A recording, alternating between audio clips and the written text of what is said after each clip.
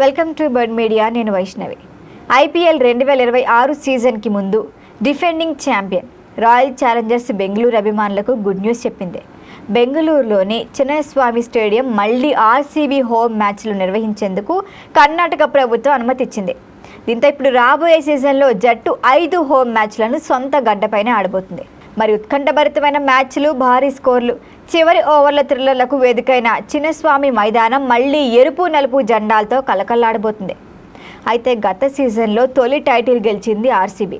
మరి ఆనంద వేడుకల సమయంలో జరిగిన తొక్కిసలాటలో 11 మంది ప్రాణాలు కోల్పోయారు.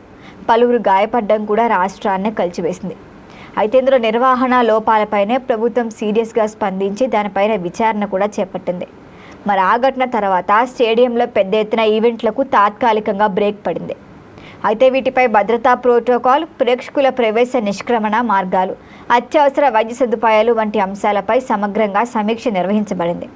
ఇక సీసీటీవీ కవరేజ్ని కూడా విస్తరణ చేసింది. డిజిటల్ టికెటింగ్ బుకింగ్ను కూడా కట్టుదిట్టం చేసింది. ఇక గేట్ల వద్ద క్యూ మేనేజ్మెంట్ వ్యవస్థలు, అదనపు సిబ్బంది నియామకం వంటి చర్యలు కూడా తీసుకున్నట్లుగా ఇప్పటికే అధికారులు తెలిపారు. అయితే ప్రభుత్వం, రాష్ట్ర క్రికెట్ సంఘం, పోలీసులు, ఫ్రాంచైజీ ప్రతినిధుల మధ్య పలు రౌండ్ల చర్చల తర్వాతే పరిమిత షరతులతో కూడిన గ్రీన్ సిగ్నల్ ఇచ్చింది మ్యాచ్లకి. అయితే మ్యాచ్ డే ఆపరేషన్లకు ప్రత్యేక కంట్రోల్ రూమ్ కేటాయించింది. Real time monitoring, crowd density tracking tools వినియోగం తప్పనిసరిగానే ఇచ్చింది ప్రభుత్వం. అయితే అత్యవసర పరిస్థితుల్లో వేగవంతమైన స్పందన కోసమే మెడికల్ టీంని కూడా ఏర్పాటు చేయమని చెప్పింది. వీటితో పాటు ఫైర్ సేఫ్టీ యూనిట్ల స్టాండ్ బైలో కూడా ఉన్నాయి. ఇక ప్రేక్షకుల కోసం అవగాహన కార్యక్రమాలు కూడా ఇప్పటికే నిర్వహిస్తున్నట్లుగా సమాచారం. అయితే ముందస్తు ఒప్పందాల ప్రకారం మిగిలిన 2 హోమ్ మ్యాచ్లు అంటే రాయ్పూర్లోని షాహిద్ వీర్ నారాయణ సింగ్ ఇంటర్నేషనల్ క్రికెట్ స్టేడియంలోనే జరుగుతాయి. దీంతో జట్టు మొత్తం 7 హోమ్ పిక్చర్లలో 5ను బెంగళూరులో ఆడతాయి. 2 మాత్రం రాయ్పూర్లోనే ఆడాల్సి ఉంటుంది. మరి ఈ విభజన లాజిస్టిక్స్ షెడ్యూలింగ్ అవసరాన్ని దృష్టిలో ఉంచుకొని ఖరారు చేసినట్లుగా తెలుస్తాం. మరి ఈ పరిణామాలపై ఆర్సీబీ సీఈఓ రాజేష్ మీనన్ కృతజ్ఞతలు తెలిపారు.